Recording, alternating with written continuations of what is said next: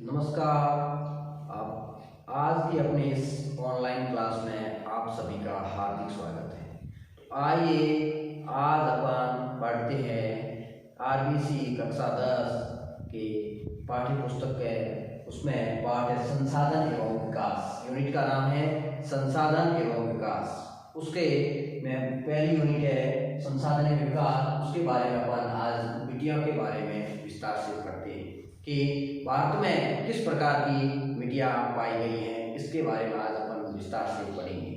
तो पहले अपने इसमें संसाधन के बारे में पिछली क्लास में हमने पढ़ लिया था। आज अपन पढ़ते हैं मिट्टियों के बारे में। किस मिट्टियाँ कि भारत में किस प्रकार की मिट्टियाँ पाई गई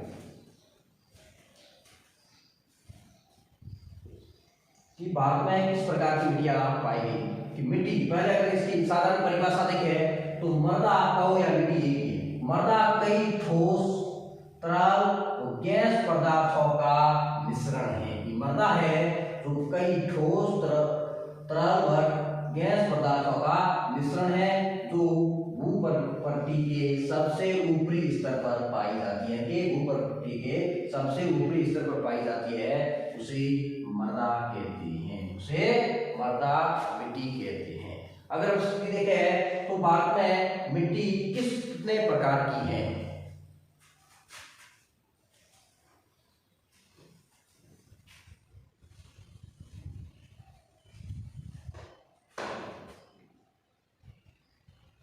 भारत में मृदा की प्रकार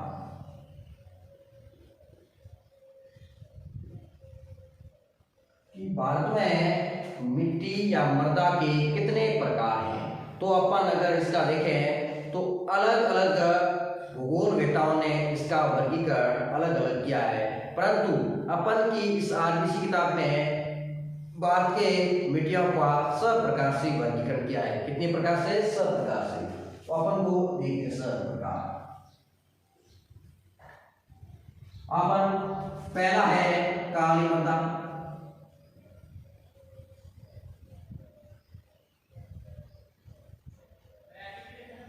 दूसरी आपकी रहेगी लेटेराइट मृदा।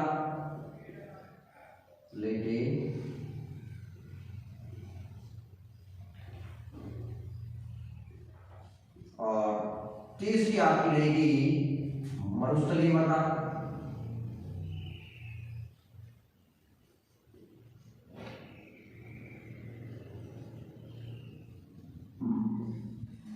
चार नंबर पे आपकी रहेगी वन मृदा। और 5 नंबर पे आपकी रहेगी जलोढ़ मृदा।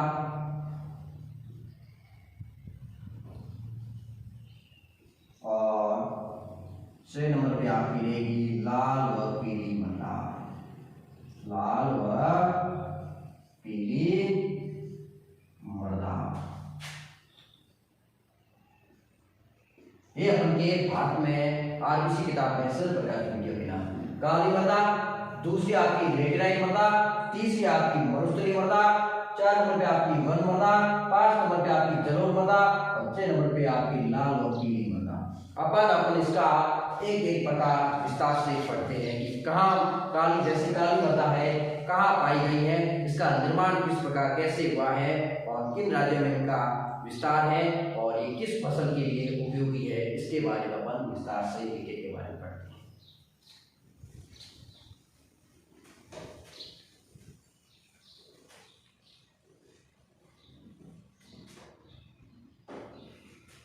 पहली आपकी काली मृदा या काली मिट्टी। अगर इसका देखें तो इसका अन्य नाम क्या है कि किस नाम से अन्य इसका नाम है। दूसरा नाम अन्य नाम तो इसे कपासी मृदा या इसे लावा जनित मृदा लावा जनित मृदा। तीसरी आपकी रहेगी, इसको अन्य नाम है रेगुर मृदा भी कहते हैं, रेगुर मृदा, यानी कि अन्य नाम सुना है, इसे कपासी मृदा भी कहते हैं, लावा जनित मृदा और रेगुर मृदा भी कहते हैं। अपन देखते हैं कपासी मृदा। इसको कपासी मृदा क्यों कहते हैं? क्योंकि इस मृदा में कपास समाधिक होती है, इस कारण इस मिट्टी को कपासी मृदा कहते हैं। दूसरा है लावा जनित मृदा। लावा जनित मृदा इस कारण इसको कहते हैं क्योंकि इस मिट्टी का निर्माण हुआ है जो ज्वालामुखी के लावा से हुआ है, इस कारण इस मिट्टी को लावा जनित मृदा भी कहते हैं। अपन इसका आगे है निर्माण। ये इस मिट्टी का निर्माण कैसे हुआ, किस प्रकार हुआ? काली मृदा का निर्माण, काली मृदा का निर्माण ज्वालामुखी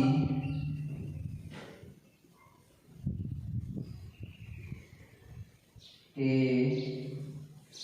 लावा या बेसाल्ट चट्टानों से हुआ है। इनके इस मृदा का निर्माण है वह काली मृदा का निर्माण ज्वालामुखी के लावा से या बेसाल्ट चट्टानों से इसका निर्माण हुआ है। अपन इसका अगर देखें तो काला रंग किस कारण,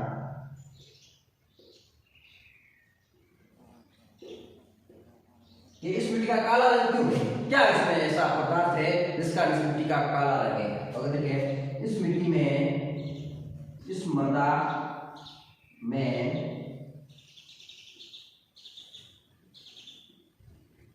टिटेनियम फेरस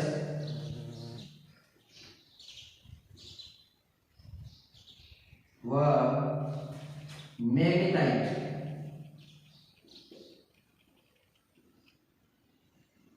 पदार्थों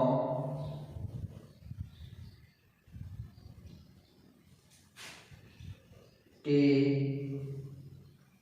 कारण इसका रंग काला है।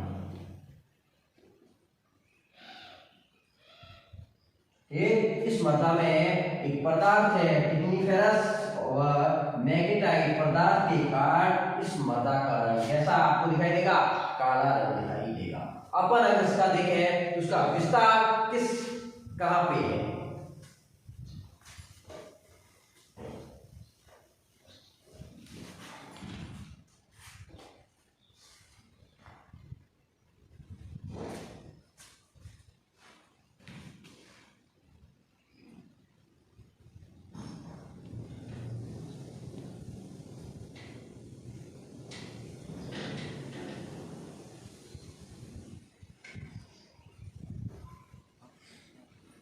काली मृदा है, इसका विस्तार कहां का है?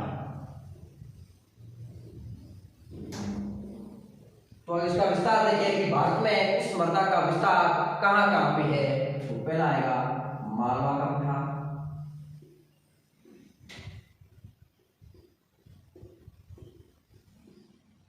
व दक्कन का पठार,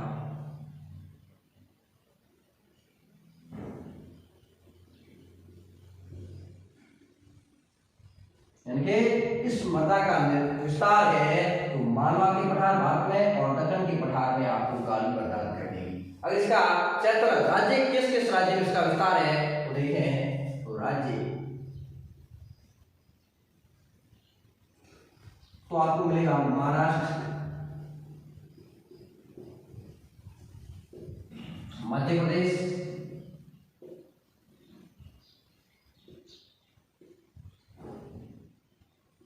गुजरात व आंध्र प्रदेश।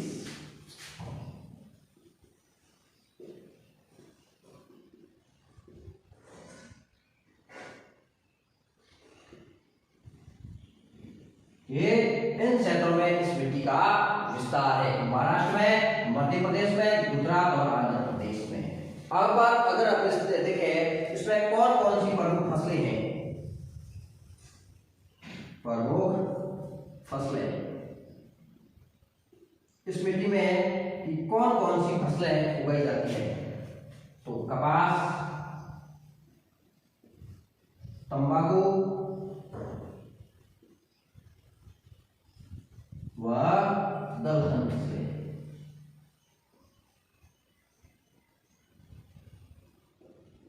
जितनी भी दलहन फसलें हैं वो इस मिट्टी में उपलब्ध होंगी। यानी कि इस मिट्टी में प्रमुख फसलें कौन कौन सी, कपास, तंबाकू व दलहन फसलें इस मिट्टी में उगाई जाती हैं। अब इसकी विशेषता और है कि काली मृदा की विशेषता,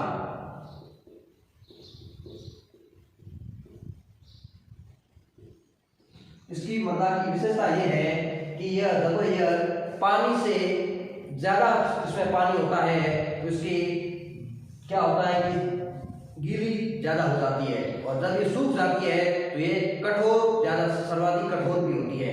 तो और इसके बाद सूखने के बाद क्या इसमें दरारें पड़ जाती है, तो इस कारण इसको स्वतः जुताई मृदा भी कहते हैं।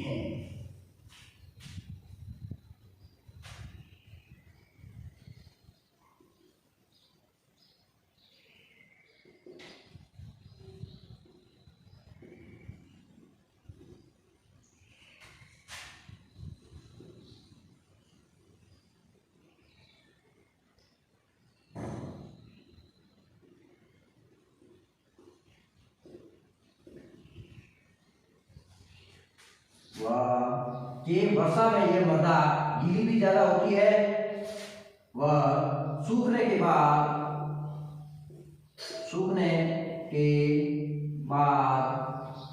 यह कठोर भी सर्वाधिक होती है, कठोर भी सर्वाधिक होती है।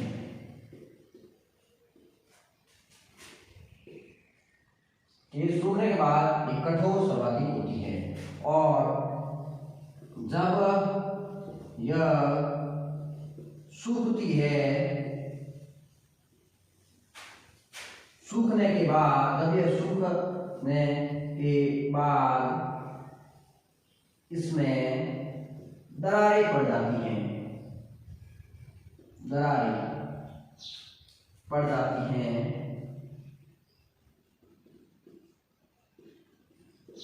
इस कारण से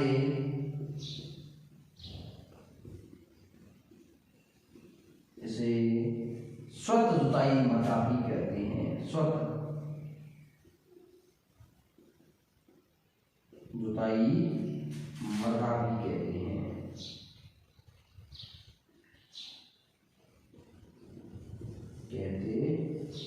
कि जैसे इस प्रकार ये मृदा खेत है, इसमें जब पानी होगा तो गीली हो जाएगी, जब ये कठोर पानी सूखने के बाद इसमें क्या दरारें पड़ जाएगी, इस प्रकार बड़ी बड़ी दरारें पड़ जाएगी। तो आप दूर से देखोगे तो ऐसे दिखाई देगा कि यहाँ से जोता हुआ खेत है, इस कारण इसको स्वतः जुताई मृदा भी कहते हैं। हमेशा ये क्वेश्चन पूछा जाता है, स्वतः जुताई मृदा किसे कहते हैं, आपका काली मृदा। ऐसे अपना काली मृदा वाला टॉपिक है पूरा। अपन अब देखते हैं दूसरी मृदा।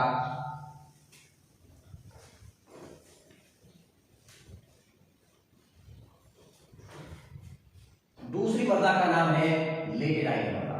क्या नाम है, लेटेराइट मृदा। क्या है, लेटेराइट मृदा। अब इस मृदा का उपयोग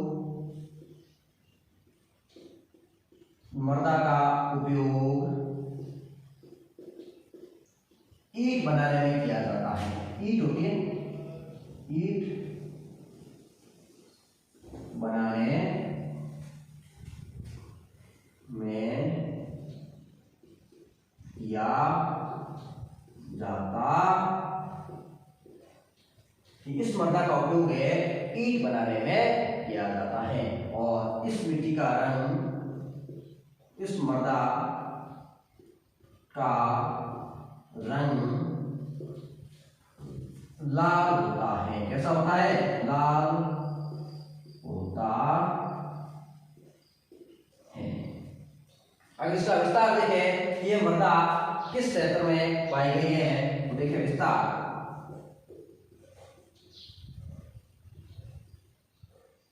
तो ये सर्वाधिक वर्षा वाले क्षेत्र में ये पाई जाती है। तो देखें, तो पूर्वी घाट, भारत का पूर्वी घाट, पश्चिमी घाट, क्योंकि यहाँ पे सर्वाधिक बारिश होती है,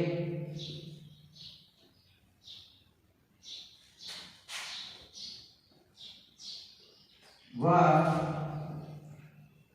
केरल, हाँ, यानी कि पूर्वी घाट और पश्चिमी घाट। अगर राज्य देखे हैं तो केरल, तमिलनाडु,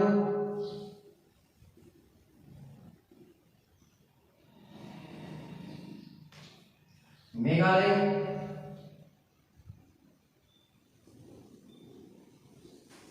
कर्नाटक।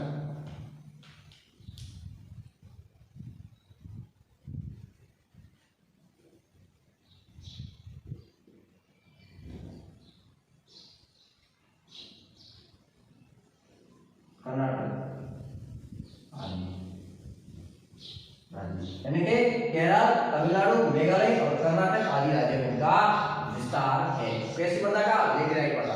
अब इसका अगर देखें तो इसका विस्तार है तो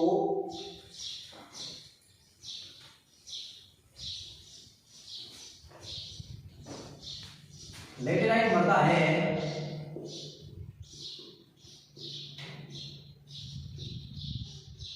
मृदा, ये आपके अधिक वर्षा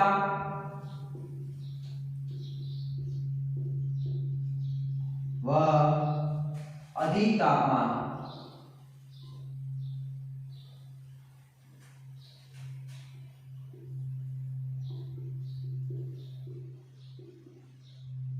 वाले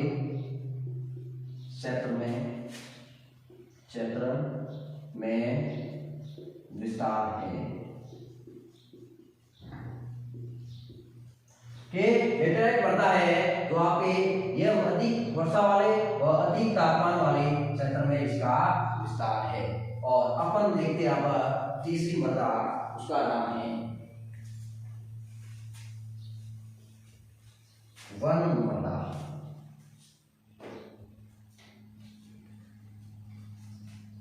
मरुस्थलीय मृदा, मरुस्थलीय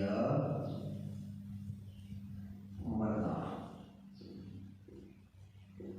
की यह मृदा अब तीसरी है। पहले अपने काली मृदा पढ़े, उसके बाद लेटेराइट मृदा पढ़े, और तीसरी है मरुस्थलीय मृदा।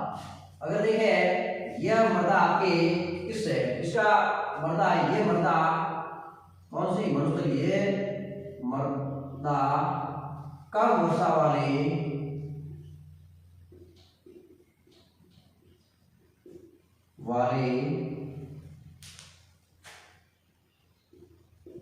क्षेत्रों में पाई जाती कि यह मृदा है जो आपके कम वर्षा वाले क्षेत्रों में पाई जाती है। इसका अगर क्षेत्र देखें तो राज्य या क्षेत्र, किस किस क्षेत्र में या राज्य में पाई गई है? तो पंजाब, हरियाणा, राजस्थान,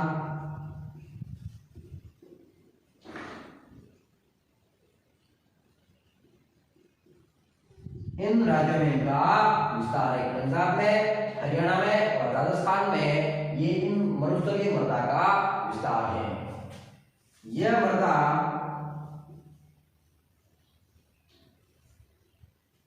कम उपजाऊपन है।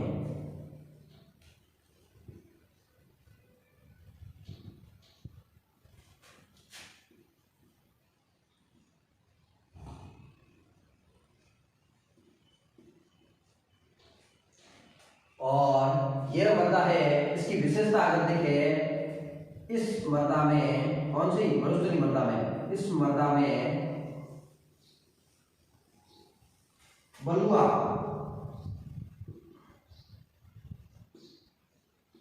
रेत की अधिकता है, कि इस मृदा में बलुआ रेत की अधिकता है। कौन सी मृदा में? मरुस्थलीय मृदा में। अब इसमें देखें प्रमुख फसलें कौन कौन सी?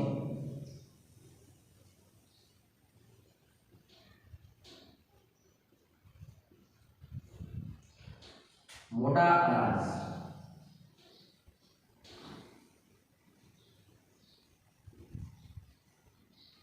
व बाजरा यहाँ पे सर्वाधिक होगा। अपन ने पढ़ ली है इन 3 मृदा के बारे में। नेक्स्ट अपन अगली क्लास में पढ़ेंगे बाकी वाली मृदा के बारे में। आज के लिए इतना ही, नेक्स्ट पढ़ेंगे अगली क्लास में।